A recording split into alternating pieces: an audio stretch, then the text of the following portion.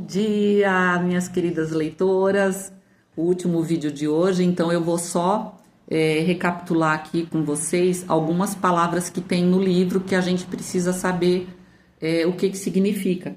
A palavra lá no livro tem uma palavra escrita lá, tá escrito lá, mítico. O que é mítico? Mítico é o que é fabuloso, que é fantástico, lendário, né? Mítico que se refere ou pertence ao mito, né? Também tem a palavra místico.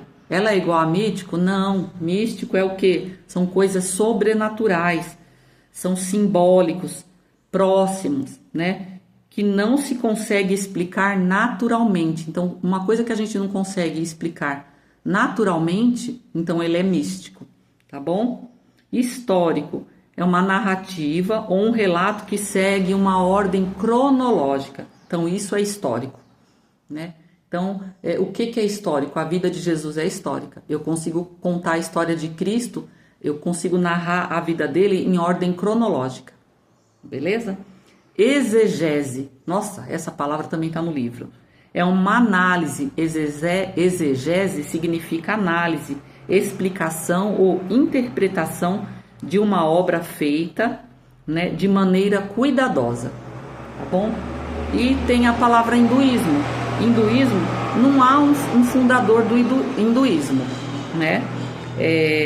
Nenhuma data de origem, né? Os textos sagrados do hinduísmo são chamados de Vedas, né?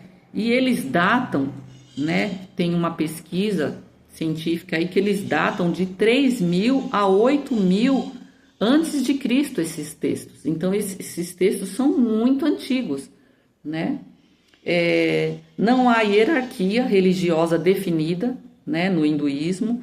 Não há ninguém que possa falar em nome de todos os hindus. Eles não têm um representante, que nem do cristianismo nós temos Jesus, né? No hinduísmo eles não têm um representante para falar sobre o hinduísmo. Quem escreveu, né? E os princípios do hinduísmo, né? A crença na divindade dos Vedas, né? A crença em uma única realidade suprema e onipresente, a crença na natureza cíclica do tempo, então que o tempo ele é cíclico, as coisas vão se repetindo, elas começam, tem um meio e um fim, e aí elas têm um novo começo, meio e fim, um novo começo, meio e fim, né? Tem a crença no karma, tem a crença na reencarnação, crença em realidades alternativas com seres superiores, né? A crença em mestres ou gurus iluminados, né? Então isso daí, tudo isso está dentro do contexto do hinduísmo, né? O nosso livro, o Apóstolo dos Pés Sangrentos, foi escrito no século XIX, né? O pai do Sadhu, né? Ele mora no distrito de Rampur, em Patiala, na Índia, né? O governador desse distrito é o Sher Sung, que é o pai do Sadhu, né? O Sundar Singh, que é o filho mais novo, é o nosso Sadhu, né? Gita é os livros sagrados dos Sikhs. E aí eu quero que vocês pesquisem as palavras Brahmanes,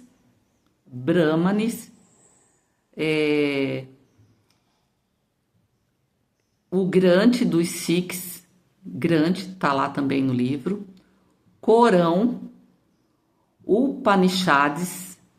Depois vocês voltam no vídeo aí, vai lendo, ouvindo bem devagarzinho para vocês saberem.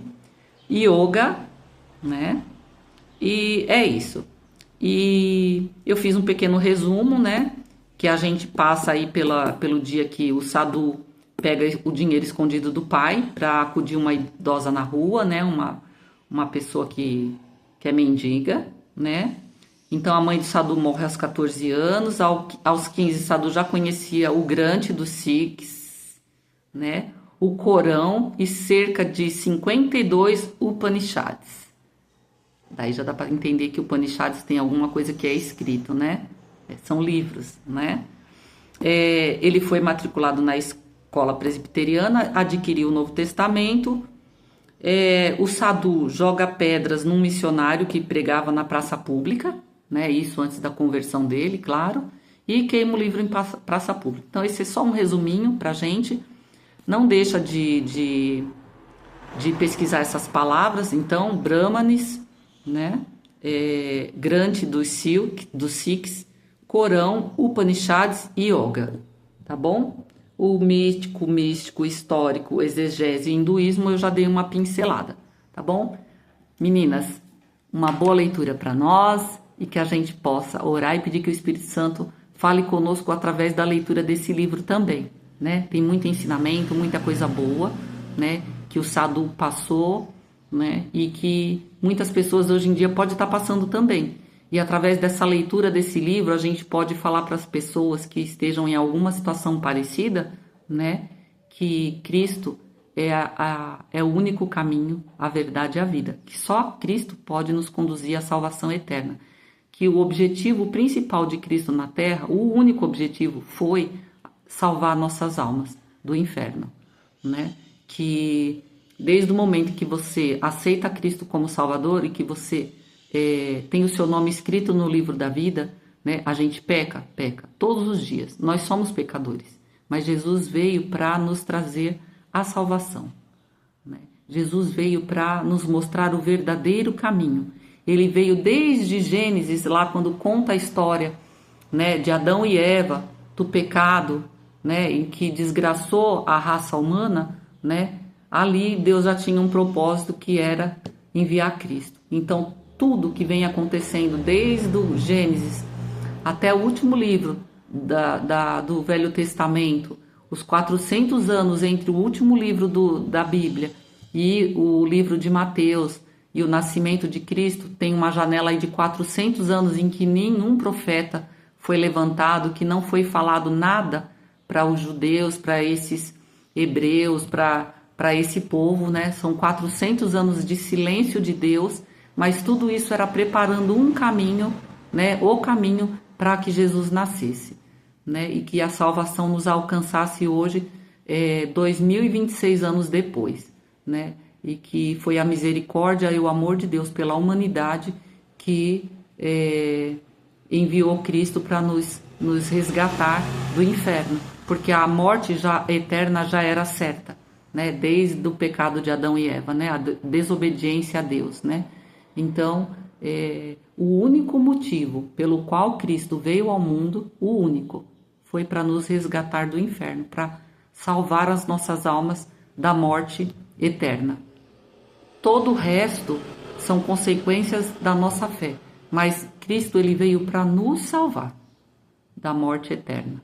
E graças a Deus que hoje a gente tem esse conhecimento, que a gente possa permanecer firme e fiel a Ele, né?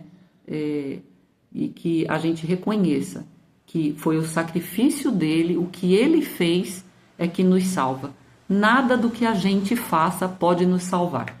Nada, nada.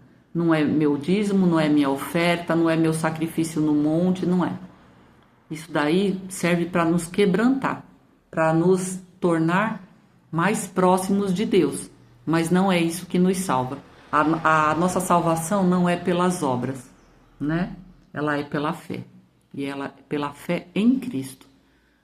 Quando a gente tem essa fé, né, no sacrifício de Cristo, na humilhação que ele passou na cruz para nos resgatar do inferno, né, esse amor tão supremo, tão profundo que a gente não consegue imaginar, né, é ele que nos salva, é essa fé, né? Esse reconhecimento de que esse amor de Jesus, ele nos constrange. Então, quando a gente peca e a gente pensa, Jesus faria isso? Não. Então, a gente fica constrangido. E é isso que faz a gente reconhecer que o amor de Deus, né, que enviou seu Filho e que ele morreu na cruz, foi esse sacrifício dele, essa vergonha que ele passou de levar todos os pecados nossos ali na cruz, é que nos salva. Todo o resto são atos de gratidão, mas não para salvação, tá bom? que vocês tenham um excelente fim de semana. Aqui já sextou, né? Graças a Deus, né? E que a gente possa, então, servir a Cristo em atitudes, né? Obedecer a Cristo, honrar a Cristo com as nossas atitudes, com o nosso amor ao próximo, né? Lendo a Bíblia, orando, né? Que a gente possa honrar a Cristo assim. Amém? Então, minhas queridas leitoras, terminem o capítulo que foi designado para o mês de julho, e aí a gente vai ter, para quem quiser, uma reunião virtual, né? A presencial ficou difícil, né? Eu tive só uma reunião presencial com a Cláudia, né? E foi muito bom, né, Cláudia? Muito bom a nossa reunião falando sobre o livro, né? E que a gente possa nos aprofundar mais na leitura do livro, tá bom? Ele é muito edificante, esse livro. A gente vê o trabalhar do Espírito Santo na obra do Sadhu assim brilhantemente, como que o Espírito Santo nos convence do pecado. É muito bom. Fiquem com Deus e um bom fim de semana para nós todas. Beijos!